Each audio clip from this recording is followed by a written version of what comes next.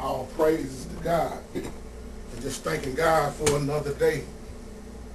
You know what, this video real deep to my heart because I'm in such deep prayer for all my brothers and sisters locked up in the penitentiary. We can't forget about our sisters and brothers locked down, y'all. And it's hard for them. You got a lot of innocent people getting out of prison now. They've been locked up 10 or 15 years or more. And they just finding out that, you know, through DNA tests that they wasn't the one that did it. And how can you pay a man or a woman back 15, 20 years out of their life? The system is so messed up. And I was talking to my boy. I write all the time to people in the penitentiary, you know, because they need lifting up just as well as we do. They need it even more because there's a lot of innocent people in there. And people are ready to give up. Some people ready to kill themselves. And if you can just take time out of your day to write a letter, you know, to somebody and encourage them, I'm going to tell you, brighten up their day because, see, sometimes I believe God have to get certain people and have them locked up in prison because if they wasn't locked up, they would be dead from what they was doing. But then you got so many people that's innocent in there. And I'm just encouraging everybody. I know we all got family members and people that's in prison that's locked up. And I was talking to this guy the other day, just got out not too long ago. And he did, I think, 20 years. 20 years out of his life. He just got out. And we see this on the news all the time. You know, he never committed a crime at all. Never even had a record. Now he done missed out. He done missed out on his whole children growing up. Missed out on the childhood from seeing his own kids grow up. But we want to try to give him some money to make, like money gonna take care of everything. How do you pay back a man or a woman time out of their life? You know, I was looking at a clip on Flavor Flav, and I like this. A lot of people talk bad about Flavor Flav and say things, but, you know, people got good in them. I don't care who you are and what people say about you. Because people laugh when Flavor Flav wore that big clock around his neck. But you know what he said why he wore that clock? Because Flavor said he wore that clock because of time. He said time is the only thing that you can't get back in life. And I thought that was so wise when he said that. Because that is so true. You always hear people say, if I could just turn back the hands of time, or if I could just do it all over again. But you can't do it all over again. But you can make a choice while you're still living and move forward from this day. So we got so many people locked up, and some on death row that is innocent. And it just hurt my heart because of the way the law is. It's so much crooked stuff going on in this system. You know, then the system, they don't, you know, they send you right back to where you came from. You know, bad as the world is right now, bad as the economy is right now, we all need to be lifting each other up. And I know y'all know people that's in prison right now. Some people don't even want to be rolled to in prison because it just reminds them of what they can't see and have right now. But still, if you can get addresses from people, write them, man. Check on their family. Ask them if they need anything because we don't never know when we're going to take our last breath. And I'm just encouraging everybody right now because, man, it's sad, man. The laws right now is just, the court system just all jacked up, especially if you are black. It's hard enough already just being black. That's why I always try to tell us as people, it's our job to stay out of trouble, man. We got to stay out of trouble because we already got it hard by the color of our skin. Racism has never left this world. It's people locked up on, got charges against them that they never even done. And see, I can relate to that. I can relate about charges that being charged to something you ain't never done and being innocent and being stuck with dealing with things for 13, 14 years or more. I know about that. I went through that myself. See, I'm here to just tell people, I'm a living witness. God can change anything, especially when you are innocent. When you are innocent and living right, things are going to happen anyway.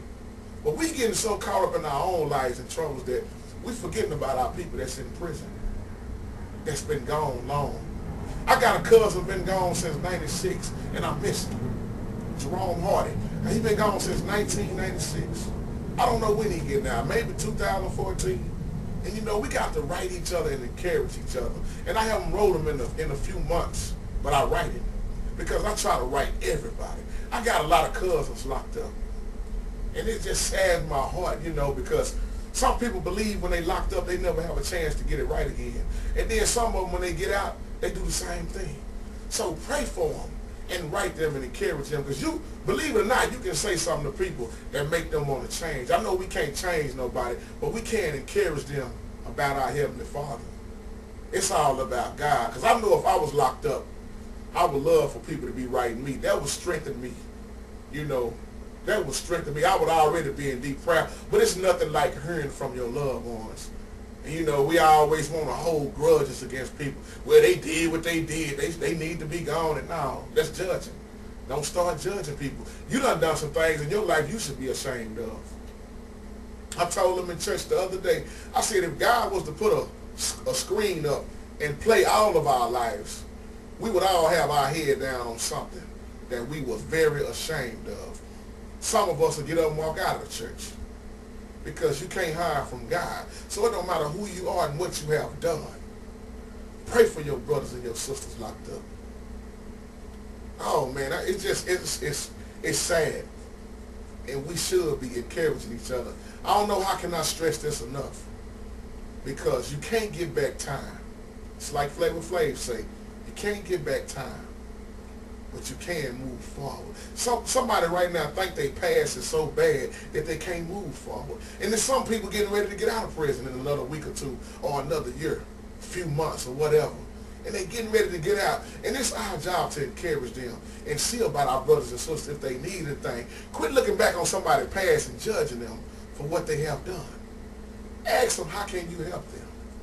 You know, if you need to feed them, feed them. If you need to clothe them, clothe them. See, I'm the type of person, I am still in the same neighborhood I grew up in. And don't you know, I'm not saying this for no credit, but I go to the corner all the time, and I talk to the people that's strung out. I tell them to come to the house. You know, somebody might say, you stupid for doing that. They might rob you. You can't steal nothing from me that God can't replace. And I'll give them food. I even let them come in there and take a shower, take a bath, give them some underwear and socks. I would not support your habit, but I will feed you and clothe you. And you can straighten up your life. See, you got to be willing to help yourself first. You cannot help nobody who don't want to help themselves. And that's all I'm saying. We got to help each other because people are looking and crying out for help. But so many people are stuck on their own self. The Bible teaches us how we supposed to be toward one another. If you really read in the Bible how we really supposed to be toward one another, you'll check your own self because you'll realize what you have been doing all these years, it don't match up to nothing the way God led, the way God had it out for us to be. So you know somebody locked up, pray for them, write them letters. Go check on their kids. So many kids growing up without their fathers and their mothers. Penitentiary ain't just full of just blacks, whites, Mexicans, Hispanics, but you got women in there too. It's not just the men. It's on both sides. I used to write my homegirl when she was locked up. She's out now. And I thank God for her being out. I'm not going to reveal no name. Bless you. God bless you. Because she told me them letters uplifted me. It touched my spirit. We got people stay next door to each other and don't even talk to each other. We don't even know half our neighbors nowadays because we so stuck on ourselves. How many people go outside and speak to their neighbor? You've been staying beside this person 6, 7 years and don't even know their first name. Don't even know who they are. Because you're so quick to get in your car. You never know when you got to go do something for somebody. You never know when somebody got to come do something for you. So you got to get out of this self thing and quit judging. And help your brother and sister while they down, Lord. Have mercy. And then y'all be blessed.